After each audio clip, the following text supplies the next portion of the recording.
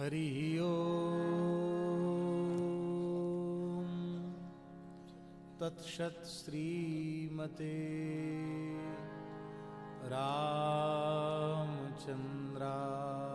नमः। श्रीमद् राधा रसिक बिहारिणे नमः। श्री हरिदास वर्य श्री गिरिगोवर्धनाय नमः। श्री गुरुचरण कमलेभ्यो नमः। श्री सुरभ्यै नमः। नमः कुंज विहारिण्यै नमः कुंज विहारिणे नमः श्री हरिदासाय मुख्य सख्यवतारिणे। श्री राधालिंगित गात्राय नमः कुंज विहारिणे नमः श्री हरिदासाय भक्ति मार्गाब्ज भानवे। भक्त भक्ति भगवंत गुरु चतुर नाम बपुएक। इनके पद बंधन किए नाशे विघ्नने। श्यामा प्यारी कुंज बिहारी। श्यामा प्यारी कुंज बिहारी। जय जय श्री हरिदास दुलारी। जय जय श्री हरिदास दुलारी। श्यामा प्यारी कुंज बिहारी। श्यामा प्यारी कुंज बिहारी। जय जय श्री हरिदास दुलारी। जय जय श्री हरिदास दुलारी। श्यामा प्यारी कुंज बिहारी। श्यामा प्यारी कुंज बिहारी। श्यामा प्यारी कुंज बिहारी। श्यामा प्यारी कुंज बिहारी। जय जय श्री हरिदास दुलारी। जय जय श्री हरिदास दुलारी। श्यामा प्यारी कुंज बिहारी। श्यामा प्यारी कुंज बिहारी। जय जय श्री हरिदास दुलारी। जय जय श्री हरिदास दुलारी। अनन्य रसिक नृपति श्री स्वामी जी महाराज की जय श्री अष्टाचार्य चरणन की जय। समस्त रसिकाचार्य पूर्वाचार्य चरणन की जय चंद्रकलावतार परम रसिकाचार्य श्रीमद स्वामी अग्रदेवाचार्य जी महाराज की जय श्री सद्गुरुदेव भगवान की जय। श्री ठाकुर राधा रसिक बिहारिणी बिहारी जी सरकार की जय अष्टोत्तर शत श्रीमद् भागवत पारायण कथा महामहोत्सव की जय। पूज्य बाबा श्री चित्र बिहारी दासी भक्तमाली जी महाराज की जय पूज्य बाबा श्री विचित्र बिहारी दासी भक्तमाली जी महाराज की जय। उनके गुरु गोविंद की जय उनके समस्त भक्त परिकर की जय परम श्रद्धे पूज्य श्री चतुर्वेदी जी महाराज की जय सब संतन की जय श्री सूरश्याम गोधाम की जय गौ माता की जय जय जय श्री राधे जय जय श्री राधे जय जय श्री राधे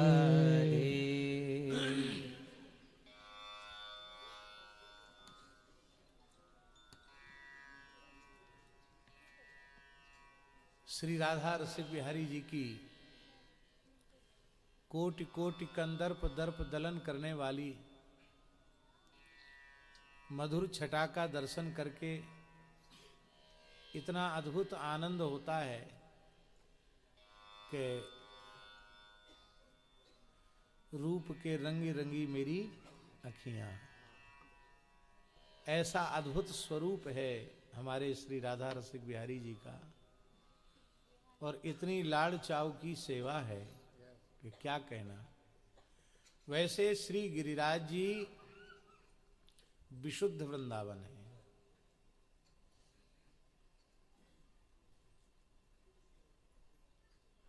पंच योजन में वास्ति वनम में देह रूपकम। पंच योजन में वास्ति वनम में देह रूपकम स्वयं ठाकुर जी के श्रीमुख का वचन है कि पंच योजन विस्तार वाला यह श्रीमद वृंदावन मेरा साक्षात श्री अंग है। 5 कोस नहीं, पंच योजन। तो वृंदावन का मध्य क्या है? मध्य गोवर्धन स्थितम। मध्य में, वृंदावन के मध्य में श्री गिरिराज जी विराजमान। जैसे कमल पुष्प के मध्य में कर्णिका होती है, ऐसे ही श्रीमद बृहद वृंदावन कमल पुष्प है, तो उसके मध्य कर्णिका के स्थान पर श्री गिरिराज जी विराजमान। तो ऐसा अनुभव करो कि हम खाटी वृंदावन में हैं, एकदम विशुद्ध वृंदावन में हैं। ब्रजे कुंजे निकुंजे च श्रेष्ठ मत्रोत्तरोत्तरम। ब्रज भाव से कुंज का भाव श्रेष्ठ है, कुंज से निकुंज का भाव श्रेष्ठ है, और उससे भी सर्वोत्कृष्ट सारातिसार श्री स्वामी जी का सैया विहार है, निवृत्त निकुंज है। और श्री गिरिराज जी का, देवेंद्र जी कोई बात नहीं, श्री गिरिराज जी का वैशिष्ट ये है कि यहाँ ब्रज, कुंज, निकुंज और निवृत्त निकुंज सबकी स्थिति श्री गिरिराज जी में। इसलिए तरहटी श्री गोवर्धन की रहिए, तन पुलकित ब्रज रज में लोटत गोविंद कुंड में नहिए। हमारे श्री चित्र बिहारी विचित्र बिहारी दास बाबा ने श्री राधा रसिक बिहारी जी को विराजमान करके, आचार्य चरणों को विराजमान करके, वृंदावन तो यहाँ है ही है, विराजमान करके वृंदावन में वृंदावन का प्राकट्य कर दिया।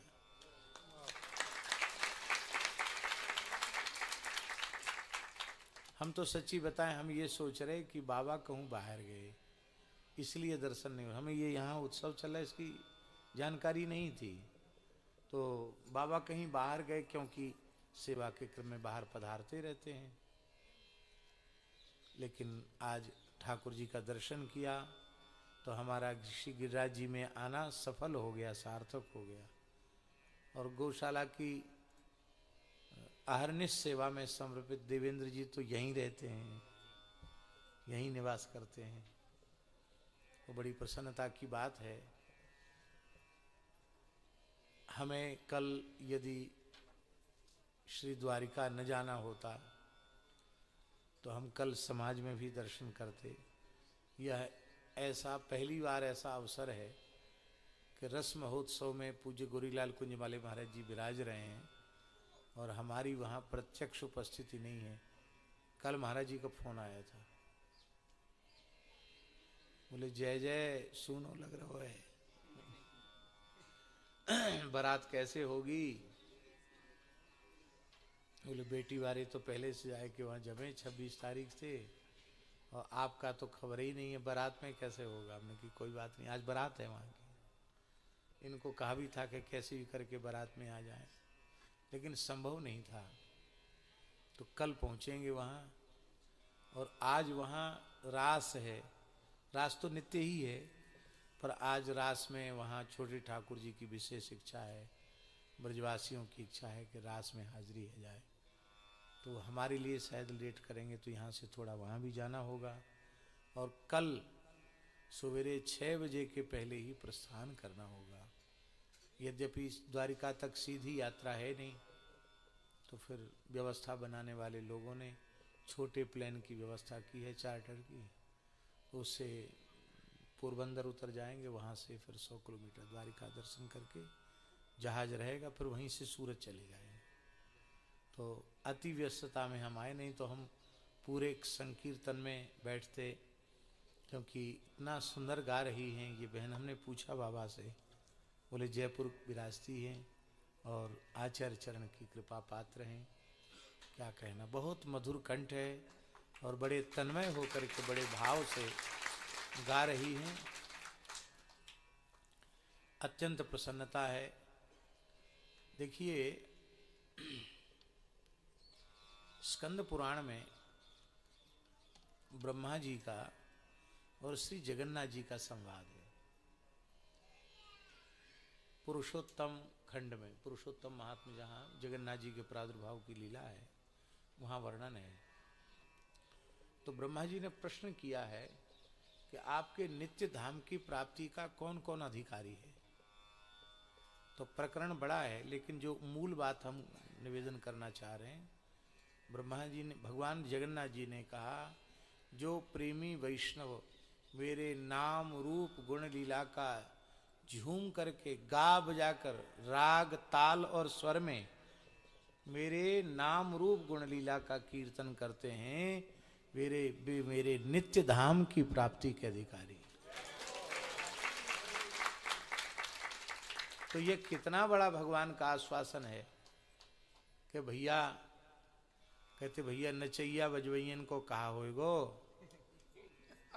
हाँ, ब्रज में कहें, हमारे महाराज जी कहते, भक्तमाली जी कहते, ए नाचा बाचन को कहा भरोसो।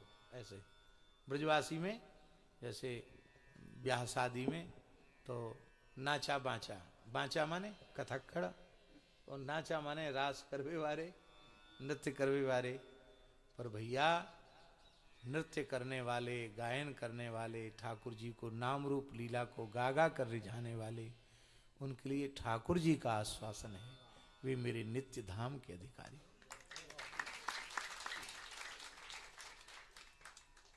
तीन चीजें हैं जीव के कल्याण की, श्रवण, कीर्तन और स्मरण। श्रोतव्यः कीर्तितव्यश्च स्मर्तव्यश्च इच्छता भयम्। इन तीन में श्रवण और स्मरण अंग है, कीर्तन अंगी है।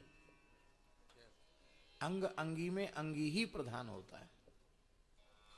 श्रवण का फल कीर्तन है। 4 घंटा 6 घंटा ठाकुर जी की कथा सुनी और पर निंदा पर चर्चा करने लगे, उसके बाद तो क्या सुना? तो श्रवण का फल है कीर्तन, जो सुना है उसी को गाओ। और स्मरण का फल भी है कीर्तन। श्रवण के काल में श्रवण कर्ता को श्रवण का लाभ होता है, दूसरे को नहीं। स्मरण काल में स्मरण कर्ता को स्मरण का लाभ होता है, दूसरे को नहीं। पर जब प्रेमी झूम करके संकीर्तन करता है, आचार्यों के पदों को गागा करके जब रिझाता है ठाकुर जी को, उस समय 3 प्रकार की भक्ति, त्रिगुणित भक्ति एक साथ होती है। कान से श्रवण होता है तो श्रवण भक्ति, भीतर से स्मरण होता है तो स्मरण भक्ति, और कीर्तन से अपना कल्याण तो होता ही है। जहां तक कीर्तन का शब्द जाता है, वहां तक के चराचर के असंख्य प्राणियों को महा महा महिमामय भगवान नाम रूप लीला का दान प्राप्त हो जाता है, जो सर्वोपरि दान है। इसलिए भैया, कीर्तन से बड़ो कोई साधन नहीं और कीर्तन से बड़ो कोई साध्य नहीं। साधन भी कीर्तन है और साध्वी कीर्तन है। परम श्रद्धेय पूज्य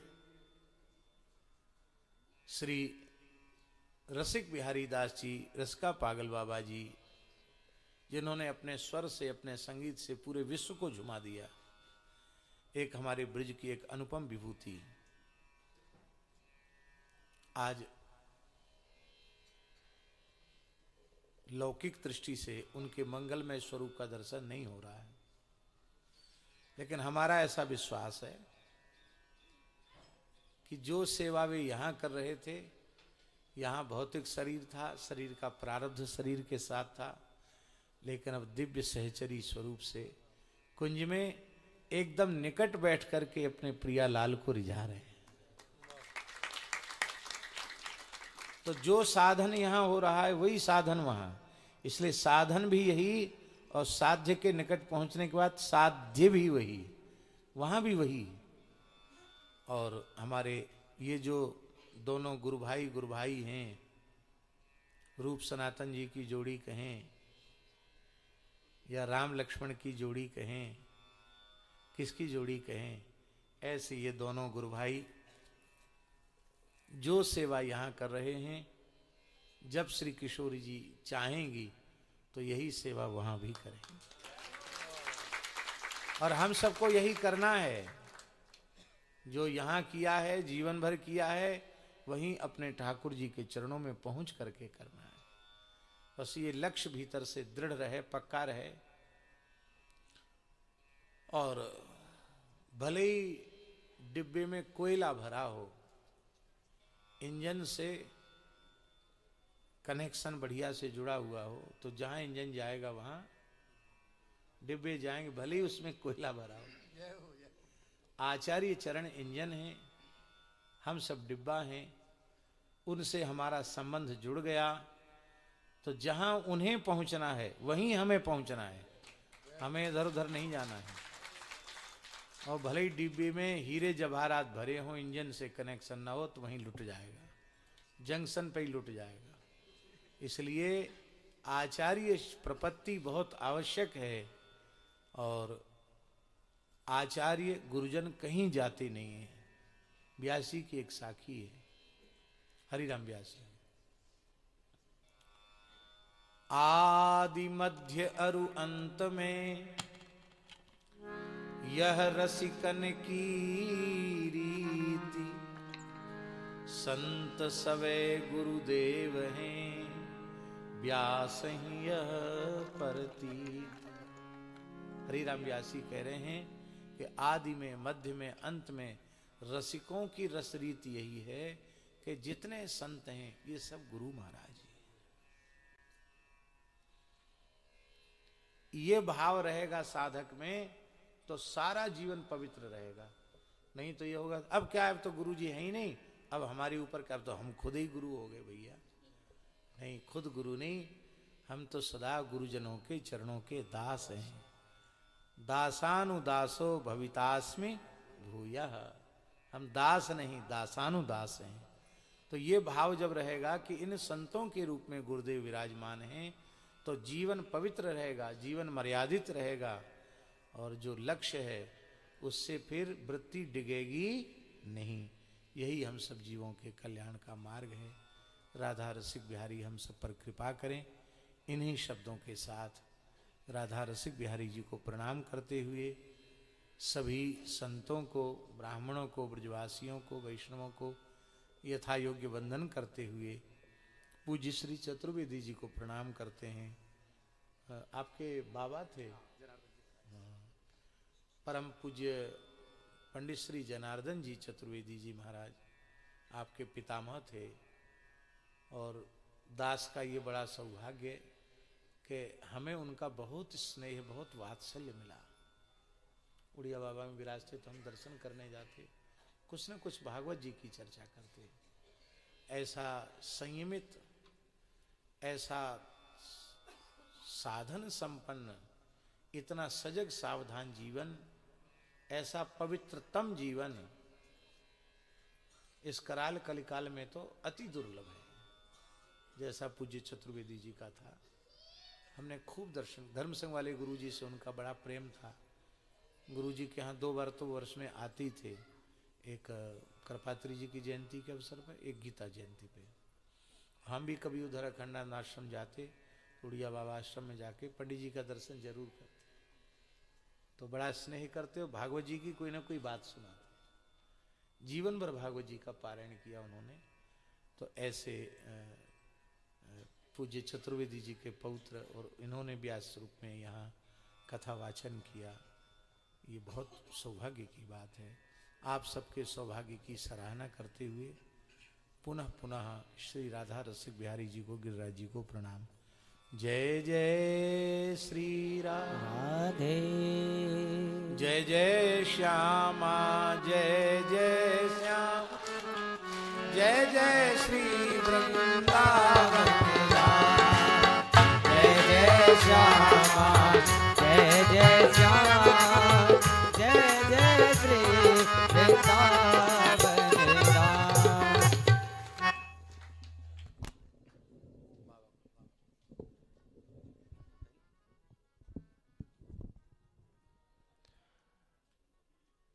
परम पूज्य महाराज श्री अपनी प्रियालाल जी की इस कुंज में पधार करके अपनी रससिद्ध वाणी से हम सबको खूब खूब आशीर्वचन और खूब खूब सुख प्रदान किया।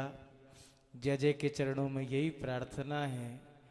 गिरिराज जी तो आपको आनो जानो लगो ही रहवे महाराज जी, और जब जब दास प्रार्थना करें अपनी तोतरी भाषा में, सो आप कृपा करके प्रियालाल जी के सुख के लिए यहाँ पधार करके हम सब कर कृपा करुणा बरसाएं। अभी महाराज जी ने जो कहा कि हमारे गुरुदेव भगवान के लिए कि यहाँ लौकिक जगत में रह कर के पूज्य बाबा महाराज जिस सेवा को कर रहे थे, वही सेवा सहचरी वपू से प्रिया जी की कुंज में बाबा महाराज को प्राप्त हुई है। तो जय जय ऐसा स्वप्न दर्शन दास को हुआ।